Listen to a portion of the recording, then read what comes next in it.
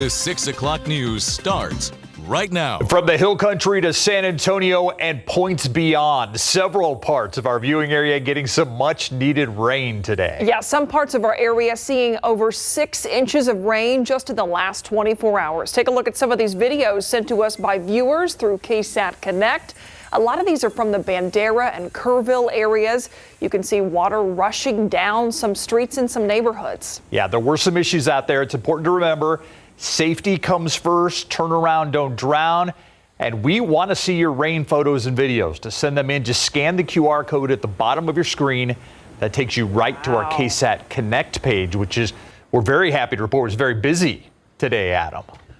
Especially busy, that's for sure. And it's a good thing because the heaviest of the rain fell where we need it the most. I'll break down the totals in a moment, but first I want to get to what we have out there at the moment. I'm going to put this basically right here over San Antonio, and you'll see that we have that activity right over town here, right on the south side of San Antonio. If you're watching at 5, this is where we were talking about this activity likely to develop here just within the coming hours. And well, within an hour, we're starting to get some on the far south side of San Antonio, Elmendorf, all the way down toward Poteet and Jourdanton, getting in on some of these downpours that are developing. And this is just the new action that's starting to pop up. I know, Jourdanton, you're not getting the rain now, but I anticipate you to get it. This is where we had more heating, less rain earlier this morning, more sunshine throughout the day, and it looks like the sea breeze even coming in to help kickstart some of these showers, which doesn't surprise me so much, along with other lingering boundaries. So I anticipate this to be the zone roughly, well, let's do this. Roughly right in here. This is roughly going to be the zone where I think we should see the development here in the coming minutes and even hours. That's why I have that 40% chance for us locally through sunset and a little bit thereafter. Started to dissipate in Lavaca County and points eastward. A comprehensive look at neighborhood level rainfall accumulations. I mean, just look at the big picture over the last 24 hours and the aquifer, the recharge zone. How much fell and where in just a bit. Yeah, keep the rain coming. Thank you, Adam. Let's go outside right now. Let's check out 281 near the quarry. 281 in the quarry. You can see we're looking towards downtown. Traffic moving along very smoothly in both directions. Very happy to tell you there are no traffic troubles out there. Tonight, San Antonio police have identified the suspect who they believe shot and killed a man at a Sonic restaurant on the northwest side, and they're looking for her tonight. According to SAPD, this woman you see here, Adaya Demir Roberson, shot and killed Daniel Shrewsbury at a Sonic on Babcock Road on July 7th. Shrewsbury was a manager at that restaurant. Police say the two got into an argument in the parking lot before Roberson allegedly shot and killed him. If you have any information on where she is, call SAPD at 210-207-7635. We don't have any information as to when there's an end in sight. It is very frustrating because, defendants are not getting resolution to their cases. Victims are not getting resolution to their case in court. 2 local judges sounding off about the problems they are still dealing with thanks to a new court filing system called Odyssey. Yeah, when the transfer took place 2 months ago, major problems came across all departments that deal with criminal case files. As Erica Hernandez reports, those in courtrooms say that justice has now stalled. On May 30th, the Odyssey Case Manager rolled out in Bexar County. And while the new multi-million-dollar software was needed, it has caused problems at the county jail, magistrate's office, and inside courtrooms. Almost 2 months later, It has tied our hands completely. It ties the hands of the judges. We can't look up things the way we were accustomed to looking up. Bexar County Court 13 Judge Rosie Speedlin Gonzalez, along with 226 District Court Judge Velia Mesa, echoing the same complaints. Odyssey has slowed down day-to-day workflow in their courtrooms. It's slowed down to a crawl. If where before I could set 60 cases or 70 cases on a Monday, now we're doing about half of that. When we asked the judges about what has been done when an issue is brought up, they say nothing. When I reach out to court administration to report a problem, That's where my part ends, because I don't know what they do and how the county is working to fix it. I really don't. I think the most frustrating part of this whole ordeal has been no one's returning emails, no one is returning calls, but that's not something new, Erica. It's kind of how it is here at the county. There's a lack of communication. Judge Speedling Gonzalez goes further and says they have been threatened if they complain. Don't make a big stink. Don't talk to the media, which is what I'm doing, because we'll remember you at budget time. That's the message that's been given to us, which I find completely unprofessional, very thuggish. You know, how dare you threaten the safety of our community because we're raising concerns about a system that isn't working. Recently, we got to look at that contract between the county and Tyler Technologies, the company who created Odyssey. We found out that contract was signed on April 23rd, 2019, and it cost the county $20.3 million. Now, we reached out to the county for response on those complaints the judges had. They say they are looking into them and will get back to us with an answer. Erica Hernandez, KSAT 12 News. A woman shot and killed while sitting outside of a downtown bar has been identified as a coach from Jasper ISD. That school district identifying her as 28-year-old Aiden Burt. According to San Antonio police, she was sitting outside of Smoke Sky Bar on East Crockett when she was killed. Officers say she was on the upper level of the bar with her back to I-37. They believe that is where the shots came from. Right now, there are no leads on a suspect or a motive. The Jasper ISD superintendent says guidance counselors will be available until 7 tonight at the junior high gym for anyone who needs them. She was a cheer coach, by the way. We want to hear from you. Does safety play a part in your nightlife habits? Are you going out less often because of safety concerns? Scan the QR code on your screen right now to vote in our megaphone poll. We want to know what you think. Or you can visit ksat.com/poll to take part. We'll leave it open between now and the night beat, and we will show you the results tonight at 10. Bexar County Sheriff's investigators say the death of a CPS Energy worker appears to be an accident. That worker was 32-year-old Clayton Clazel. He was part of a crew working to restore electricity in far west Bexar County this morning in a neighborhood near Culebra and Talley Roads. Investigators say Clazel was at the top of a utility pole when there was a power surge. He was electrocuted. CPS Energy later issued a statement today confirming the death of the employee and sending condolences to his family. It is a place of so much tragedy. Moving forward, though, a community organizer in Uvalde hopes to transform Robb Elementary School into a place of healing and growth. And he is now pushing the school board to sign off on that. But a victim's family member tells our Daniela Ibarra that they believe that decision should be left to loved ones. It's sacred ground. Robb Elementary School, a pivotal piece of Uvalde's history. The school walkout of 1970, occurred at Robb, and then unfortunately the massacre of these lovely children took place there. 19 kids and 2 teachers were killed there on May 24th, 2022. Abelardo Castillo says he wants to honor them. That's why I called it El Centro de Los Angeles. Those spirits will always be there.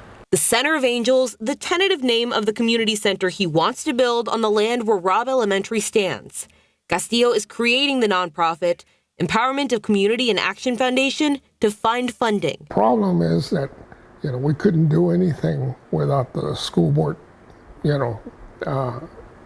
us a lease on the property. We seek to accomplish the mission and vision of ECAF. It's why the nonprofit went before Uvalde CISD trustees last week to have them consider signing a memorandum of understanding. What would you say to people who might be a little skeptical about building a building like this at a place where this tragedy happened?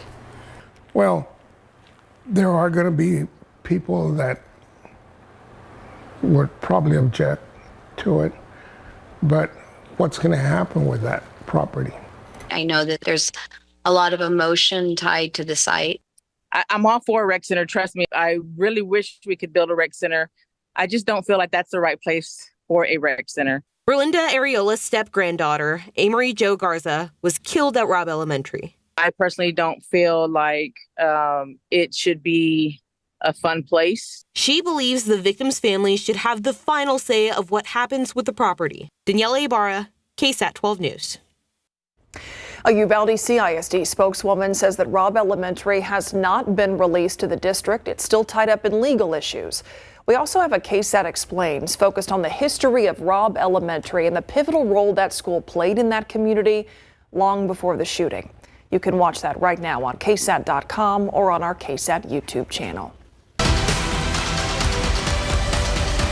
We are now just a couple of days away from the start of Dallas Cowboys training camp. That means it's time for Camping with KSAT. Let's go live to Larry Ramirez along the Pacific Coast Highway in California. Larry, when it's Cowboys camp, you know there are always storylines that are going to come up, and some that we even know of right now.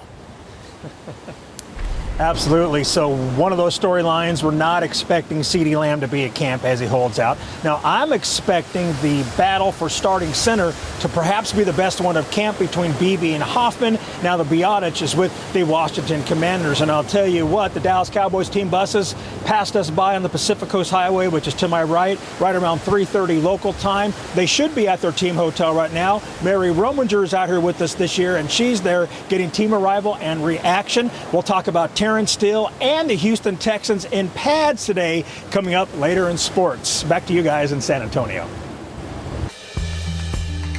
Thank you, Larry. You know, tonight we're going to take you on the road for a new series we're launching. It is called Your Voice South Texas, and our first stop is in Uvalde.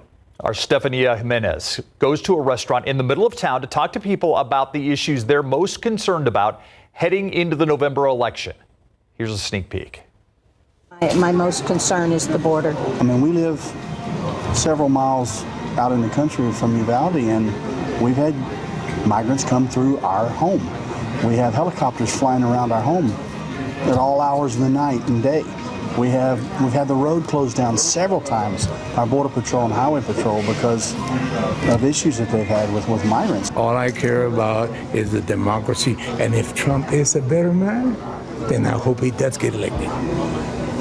You see what I'm saying? If he's going to be the better for democracy. And if not, then I don't want him. Same thing with Biden. Lots of differing opinions coming from the city of Uvalde, but there's one thing everyone agrees on. You can watch the full episode of Your Voice South Texas Uvalde right now. Just scan this QR code on your screen. You still ahead on the news at 6. The presidential election a little more than 100 days away. Why some Texas Democrats trying to keep this guy, independent candidate Robert F. Kennedy Jr., off Texas' November ballot. And taking a look outside with live cam, it's been an unusual July day. So much rain and more opportunities for it in the forecast. Meteorologist Adam Caskey tells us how much rain we have seen so far and where. Coming up.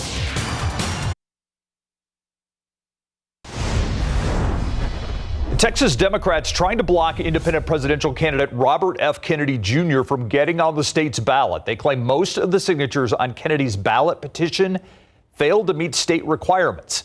Independent presidential candidates must submit just more than 113,000 valid signatures to qualify for the ballot.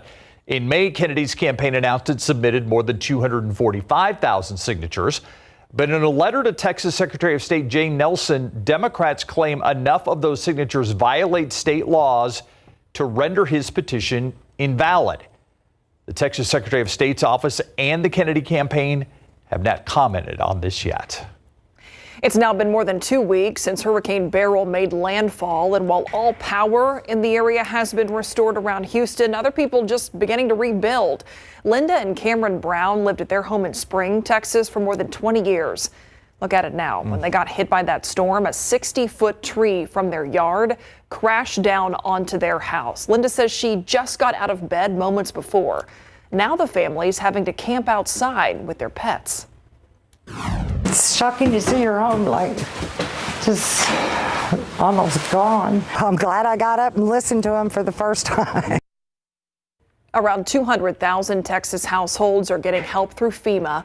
Authorities say people can still apply for that federal assistance. The deadline is September 10th. Also gives you an idea of just how big the state of Texas is. Yeah. I mean, East Texas, the Houston area, Beaumont, they don't need any more rain. But then you go towards San Antonio and the hill country, and we do. I know. I heard today that Houston was some 15 inches over their average for rainfall, something in that ballpark. That's wild. Yeah, they've seen significant rainfall, way above average. And interestingly enough, now officially at San Antonio International Airport, we are above average for the month of July when it comes to rainfall. That is not common. That is not typical. Let's get first to our rainfall chances going forward. And this is for this evening, and we have more opportunities on the way. We've got that 40% chance really over the next hour or so, and then 30% chance into the night, because we are seeing some development out there, and I am anticipating even more development, especially on the south side. And then even better rain chances by Friday into the upcoming weekend. So here's the situation. I want to talk about the overall pattern with our futurecast. Again, generally south of San Antonio, even southern Bexar County here over the next hour or so, a couple of hours really,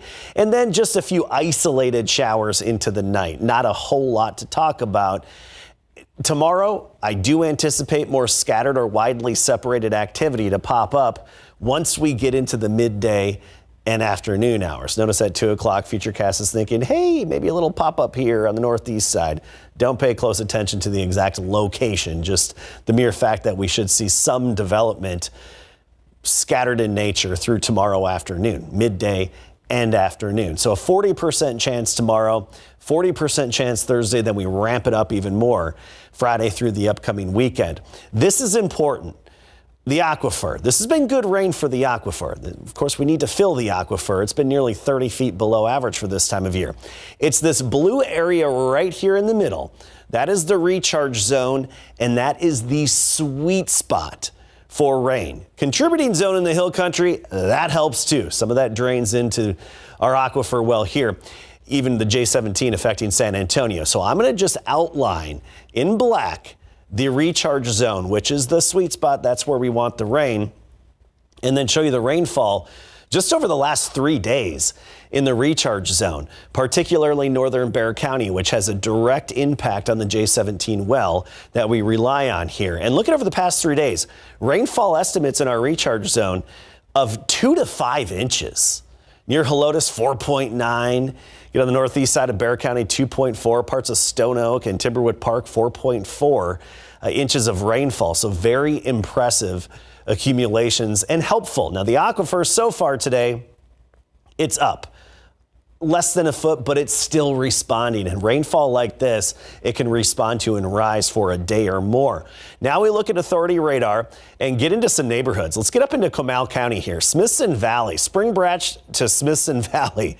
Let's say FM 311, Smithson Valley Middle School. Right at the middle school. That's a good landmark here.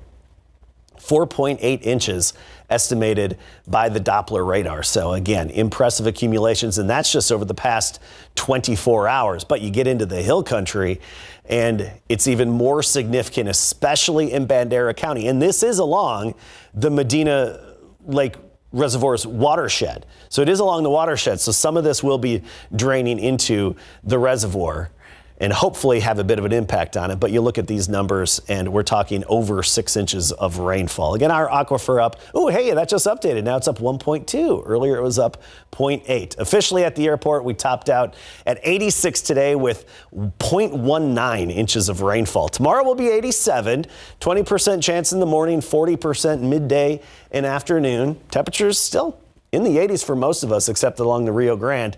And then notice Friday, Saturday, and into Sunday, up to 60% chances. So it's actually good we're seeing a little break and get a chance to dry out and drain before the next rounds come in. Yeah, that is an unusually nice July forecast. Absolutely love it. All right, let's go to California right now. Usually we're envious. It's so hot here. It's cool in Cali. I'm fine with Cali right now, and the fact that Larry's nice and relaxed on the coast, it's all great. But if you're Dak Prescott, you're a little worried your number one target's missing. Yeah, absolutely, Steve. So the negative, CeeDee Lamb has missed every offseason workout. The positive, though, the other wide receivers are getting more reps, and you just don't know one of those guys will need to step up. Plus, how Stephon Diggs' relationship growing with his new quarterback, C.J. Stroud. We got it coming up.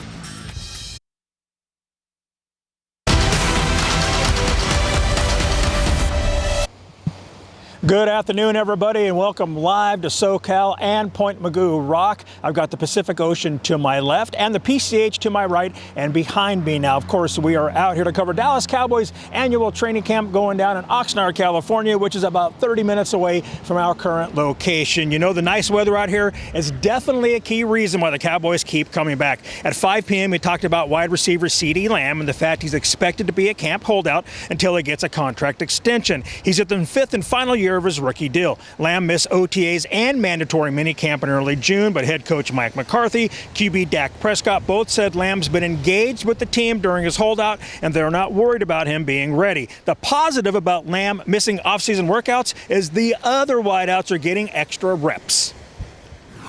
The fact of him not being there, as I said, the Crops, the Brooks, some of these guys being able to get in there and take those reps, right? Tolbert playing all three positions and getting valuable reps with me and honestly growing my confidence of them, that those guys are going to have to make plays and catches in games, and they're getting more confident in each rep that they get. And so, yeah, it's been a positive. They've knocked it out of the park. I think our young guys have really stepped up. I mean, just the confidence in the route running. Now, granted, the defensive backs can't, we're not getting any engagement at the breaking points and things like that. So, but they've done a really good job. Right tackle Terrence Steele is back for his 5th season with the boys. The Steel Knight and Texas Tech Red Raider joined the Cowboys in 2020 during mandatory minicamp back in June. KSAT 12 Sports' Mary Rominger, who's here with us in California as well, caught up with Steele, and here's part of that conversation.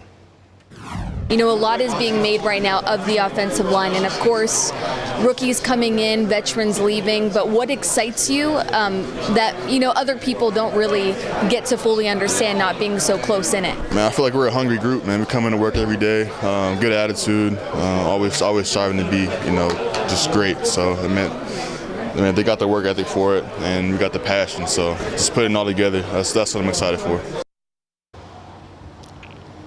The Cowboys' first practice is set for Thursday, and the State of the Cowboys presser scheduled for tomorrow was moved to Saturday because Jerry Jones is in Texarkana dealing with the paternity case. And you know what? It was a big day for the Houston Texans because they put on the pads today at practice. That means, they kicked up the juice another notch or two, and they also did it in front of fans watching practice for the first time since training camp opened last week. Quarterback C.J. Stroud has a new wide receiver option this season in Stephon Diggs. He's a part of the five-headed monster on offense that Stroud mentioned last week. Diggs was asked how his relationship with Stroud has grown since the start of camp. It's a work in progress. I'm not going to say everything is perfect, but you see us kind of getting on the same page here and there, and nothing's going to be perfect. I starve for it, we grind for it, but getting on the same page, play after play, and that communication, that open line of communication, I feel like that's going really separated, seeing that we have such a small period of time. But this isn't my first rodeo. I'm by no means reinventing the wheel. This is the same football we've been playing since we were 5, and 7 is special. I think everybody kind of knows that. The Texans' next open practice is tomorrow morning at 9 at the Houston Methodist Training Center. We will have more Texans and Cowboys arrival and sound at their team hotel tonight on the Night Beat. That's it from SoCal. Back to you in San Antonio. We decided we're just going to call you Larry with the View. I like it. We'll be right back. Sunday turned out to be a historic day, not only because the President of the United States has decided not to run for re-election, but he did so on social media. He endorsed his vice president, and as we speak, that vice president seems to have more than enough delegates to secure the nomination. To talk us through all this is Dr. David Crockett, professor at Trinity University. Dr. Crockett, appreciate you coming back on the show. Good to be back. Are you surprised with the timing? I mean, obviously, just that it was done on social media does not, maybe that's just the sign of the times we're in right now. Yeah, I thought it was pretty quick. I thought he would hang on a little bit longer, and I thought there's every piece of evidence that he would actually try to push this all the way to the convention where the rules were in his favor. But obviously, over the weekend, things happened, and he saw the proverbial light, and I guess we'll hear from him tomorrow night, but this was a decision that was made probably with close consultation of the family, and it's kind of upended everything. So now with Vice President Kamala Harris, as Steve mentioned, seemingly she's got enough support, endorsements, delegates behind her. Does that make it all but official that she is going to be the nominee? Yeah, pretty much. She needs 1,976 delegates, and she has over 3,000, according to the latest AP count that I saw. So the leadership has gotten behind her very, very quickly. If you wanted to challenge her, you would need to have 300 delegates sign their signatures, and then it's not going to happen. So I think this is pretty much game, set, and match. You know, she said that she wanted to earn and win the nomination. So that made me think, okay, we're going to have like a mini primary, or we're going to have an open convention. Do you see either of those things happening at this point? No, the Democrats have no interest in an open convention. I'd love to see one. This is my dream in my lifetime. I want to see an open convention, but that would make this question linger for the next few weeks, and it pushes then the actual choice until late in August, which is very late in the game in the last 50 years. And they just don't want that kind of uncertainty and potential for mischief making. So I think people began to see how this is going to land pretty quickly, and they've locked in behind her very quickly. I don't think there's any provision in Democratic Party rules for a mini primary. That was always kind of an interesting idea, but you could have had an open convention. And in theory, the delegates are open to do that. But I think the Democrats are going to have a virtual nomination by August 7th. So within a couple of weeks, this will be technically over. And the only question then will be, who will her running mate be? Yeah, potential for mischief making is also where I decide where my family goes to eat at night. So. With unanswered questions, if this were to kind of be open-ended, there's also the idea of fundraising being a little messier, being a little trickier. So I know there's been questions about the money raised for the Biden campaign. Does that stick with Kamala Harris as she moves forward? Yeah, because the money was raised for the Biden-Harris campaign. So my understanding is, and I'm not an elections law expert in this area, I find campaign finance deadly dull, but my understanding is that this all goes to her. And that's one reason why I think people in the party begin to see this really is the only intelligent option because of how much money is available. Not just that she is the sitting vice president, but that campaign money now shifts over to her because it was for the campaign, not just for Joe Biden. Being in such a weird political space that we find ourselves in, I just keep thinking about everyone who voted in the Democratic primary back in March. This was not an option for voters at that time. So moving forward, as decisions are being made by delegates and at conventions, does the impact of people who went out to the polls, is that actually going to be part of the decision making moving ahead? I'd be more sympathetic if it was a real contested primary, but the Biden campaign did a great job of clearing the decks almost completely for a nomination by acclamation. And so the voters did have a chance to vote for that, which almost all of them did. And but in the end, this is a party nomination, and the party has rules for how to deal with contingencies like a candidate who is the presumptive nominee getting out. And those rules are what are being followed right now. And those who voted for Biden, we didn't have an opportunity to see what a real contested primary would be. So that's what you get when you have a sitting president. I realize there's always the promise and perhaps even the need for transparency, but it seems like we're knowing a lot more about this VP search for Kamala Harris than we have in maybe years past. Well, I think it's because of how fast it's moving. Normally, the presidential candidate knows who they are going to be by mid-March, usually by spring break in college. And so they have 4 or 5 months to go through a very slow vetting process and really think very deliberately about who they want their running mate to be. Doesn't always work out very well, but they had that kind of time. This is unprecedentedly fast because you have about 4 weeks before the convention. And that means you have to do this vetting process quickly, and it's probably going to be a little bit messy, and it's going to be more public than normal because you don't have the time to slowly plot how to do this secretively. There's a lot about this race that's messy. Let's talk about Republicans for a second. How do you think that this is changing the strategy of the Trump campaign? So the one thing they really can't do is run on Joe Biden being too old for the office. So that changes that specific strategy. On the other hand, If they are nimble enough to adjust, what they would do is focus on campaign fundamentals, which are usually more important than personalities in the long run in a presidential race. So the ideological profile would indicate that right now, oddly enough, Donald Trump is closer to the center of America than Joe Biden. And the question is whether that is true for Kamala Harris. Anything you don't like about Joe Biden other than age is still going to be there, like the withdrawal from Afghanistan or inflation or woke issues or border security. Those are all the things that you can still run on against Kamala Harris as well. And she was actually the border czar. So just show footage of messiness on the border and you've got a campaign ad there. So this might be a challenge for Donald Trump because he kind of goes with his gut instinct, and his instinct might be to think this is unfair, or have been thinking about Joe Biden the whole time, and now what do I do? But a good campaign should be able to adjust to this and realize that not a lot necessarily has changed in terms of the kind of message you want to prosecute come the fall. Yeah, and this has certainly been an unusual election season. Dr. David Crockett, Trinity University professor of political science, appreciate your time. My pleasure. We'll be right back.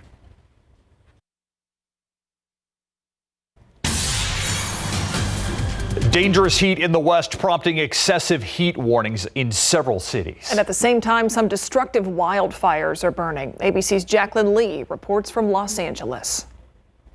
Sizzling temperatures and extreme weather across the country, with dangerous heat dominating the West. Nearly 30 million people from Southern California through Montana under heat alerts through midweek. According to the European Union's Copernicus Climate Change Service, this past Sunday was the hottest day ever recorded on Earth, with a daily global average temperature reaching 62.76 degrees Fahrenheit, slightly higher than the record set last year. While the extreme heat may not be caused by climate change, experts say there is high confidence of a connection, saying human-amplified climate change is increasing the frequency and intensity of extreme heat events. In a sense, it's something we need to get used to, because as the climate keeps warming, as a consequence of the increase in greenhouse gases in the atmosphere, we are bound to see new record being broken in the next few months, in the next few years. This comes as wildfires race through the West. Hot, dry, and windy weather keeping the fire danger high. One family luckily wasn't home when flames reached their doorstep. So I got a phone call that there was a fire really close to my house and I should check on it.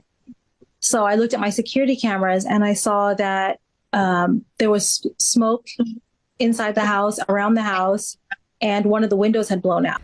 Los Angeles authorities determining the Hawarden fire, which burned more than 500 acres, destroying 6 homes and causing more than $10 million in damage in Riverside County, was started by illegal fireworks.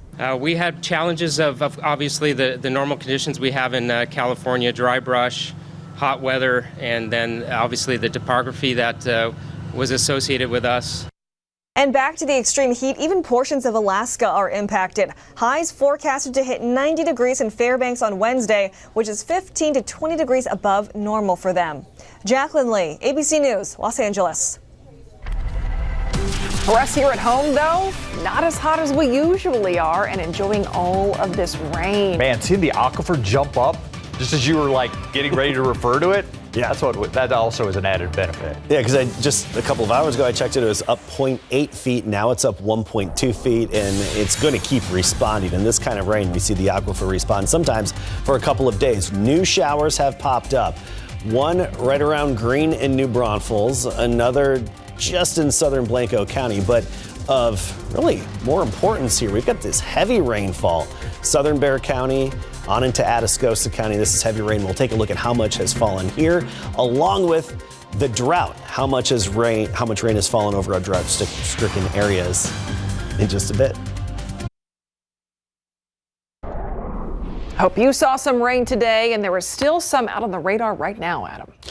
Boy, oh boy, let me tell you, earlier today, so my wife and I had to go pick up my car from the shop, right? Yeah. And we get back, and going into our neighborhood, the water was flowing over the curbs. It's like, honey, you're not going to drive through that with the minivan. We're going to park you at a nearby parking lot. The truck was fine. It was big enough, but then I had to go get the minivan later because of that kind of gully washer that we had earlier today. Like it. Yep, that kind of gully washer that we had earlier today. It was something else, and got some video of it and posted it to KSAT Connect. Our trash cans washed down the street and tipped over. All right, let's get to Authority Radar, take a look at the action, and of course our rain chances for the days ahead, because we have more opportunities on the way every day, but especially Friday into the weekend. Now, like I've said, our chances and the radar trends will ebb and flow, but we're pretty certain that we're going to have some activity out there every day and just about almost all times of day somewhere in south central Texas. Right now, we're getting the development south of San Antonio. This is the action on the far south side down into Atascosa County, Poteet to Pleasanton, Jourdanton just about getting hit down to Charlotte, and then even farther to the south into Cotulla. This is the new area of development that we're watching for this evening, and that's a primary reason why we have the 40% chance here for a little bit longer. Also, New Braunfels, Green area, we have a few downpours, but look how efficient these rain showers are. Take a look at the 12-hour rainfall totals, and most of this is from the recent rain that we have right now, just outside of 1604 in southern Bexar County, right along 281. Let's get near Thelma and just south of Thelma and look at those rainfall totals. The yellow always indicates at least 2 inches of rain, 2.8 estimated by Doppler radar. So impressive accumulations. These are very efficient rainmakers, and part of the reason why is we've got good upper level support and a lot of energy overhead, and that energy is helping to really lift the air, get these going, and the moisture, the thick moisture, is just more to squeeze out. So the energy wrings the air out, and then with the added moisture, it's a full sponge. It just really comes down hard. So Futurecast is on board with most of this, keeping it generally south of San Antonio into the night and tapering off after midnight. And then tomorrow morning, a little lull in the action. By tomorrow afternoon, widely separated downpours popping up again. So be prepared for localized street flooding, as that's the main issue with what we have out there. And of course, in the hill country and even locally, the low water crossings, that water could get high very quickly. But again, more opportunities. You look at the drought monitor, and I outlined the most drought-stricken parts of our area in white, but check this out. Now, this is an area, especially the hill country, that missed out on most of the rain over the past few months, not the past 2 days. Purple is an indication of 6 inches or more of rain, and we've seen pockets of 6 to 9 inches of rain in the hill country just over the past couple of days, with more rain likely on the way. So that's something to keep in mind, especially when traveling Friday through the weekend, those low water crossings. 40% chance tomorrow, another 40% chance as we get into Thursday. High temperatures in the 80s again because of this pattern, but better conditions for more numerous and widespread downpours Friday and the weekend. We're not done yet. Awesome. Thanks, Adam. All right, on Twitter/X, whatever you call it, I had a little fun with this next story coming up in the buzz. I said it was a scene I didn't relish. We'll share the story coming up. To the buzz, and I wonder if he's bringing the gin and the juice, huh? Rapper Snoop Dogg gearing up for his Summer Olympics debut. As torchbearer, the American favorite will carry the Olympic flame to its final stop in the town of Saint-Denis. I cannot recover. Before reaching the Eiffel Tower. Snoop posted a photo of himself on X with a caption that said, "You ready? Paris 2024 Olympics." You dig? The opening ceremonies for the Summer Olympics happen on Friday. I love Snoop Dogg. Could you tell? Yeah, I can. Yeah. All right. This is what I've had fun with on X. The scene I didn't relish. In Chicago, a mini Oscar Mayer Wienermobile involved in a rollover crash Monday morning. That dog's not supposed to roll over. In chopper video, you can see the Wienermobile on a flatbed tow truck after the crash. According to Illinois State Police, the Wienermobile lost control, probably hot dog in it, and flipped on its side after colliding with another car on the interstate, though somebody on X responded to my original and said maybe the Wienermobile fell behind and he was trying to catch up.